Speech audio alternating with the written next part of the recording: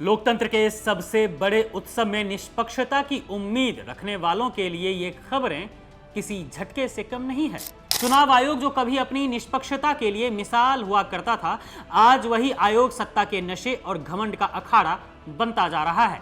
आखिर मुख्य आयुक्त ज्ञानेश कुमार के पास इतना अहंकार आया कहां से कि वो अपने ही अधिकारियों से लेकर देश के बड़े नेताओं तक को सरेआम अपमानित करने पर उतारू हैं।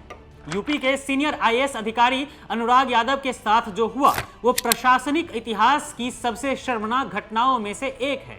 सिर्फ एक छोटे से सवाल का तुरंत जवाब न मिल पाने पर एक चुनाव आयुक्त का ये कहना कि घर चले जाओ, क्या ये किसी संवैधानिक पद पर बैठे व्यक्ति की भाषा है?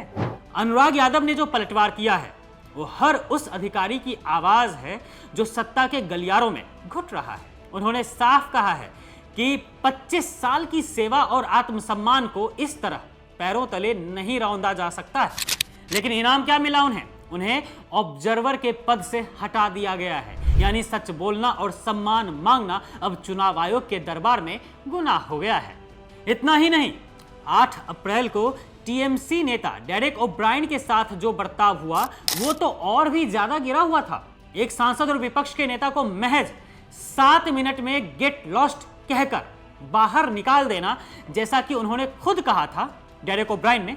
सुन लीजिए खुद ही। Chief election commissioner told us within 7 minutes of the meeting, get lost, निकल जाओ यहां से, निकल जाओ यहां से।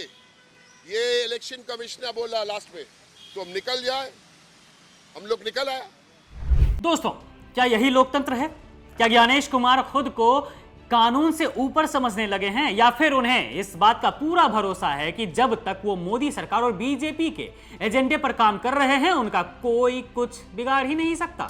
जनता सवाल पूछ रही है कि चुनाव आयोग आखिर किसके इशारे पर नाच रहा है? क्या आयोग का काम चुनाव कराना है या विपक्षी नेताओं और ईमानदार अधिकारियों को धमकाकर उन्हें चुप कराना है?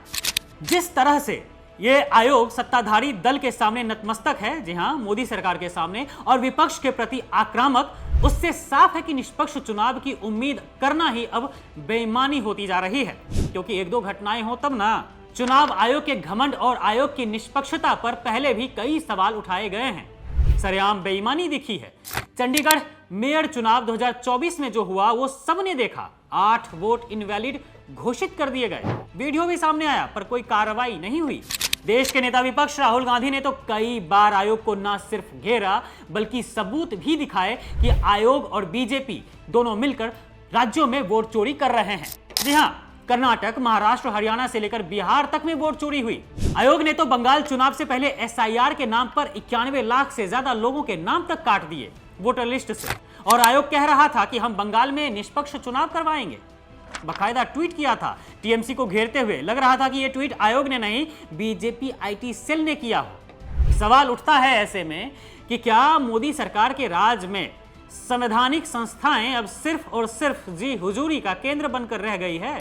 चुनाव आयोग को अपनी गिरती हुई साख और इस बेलगाम घमंड पर जवाब देना ही होगा, वरना इतिहास इन्हें लोकतंत्र के रक्षक नहीं बल्कि लोकतंत्र के भक्षक के रूप में याद रखेगा।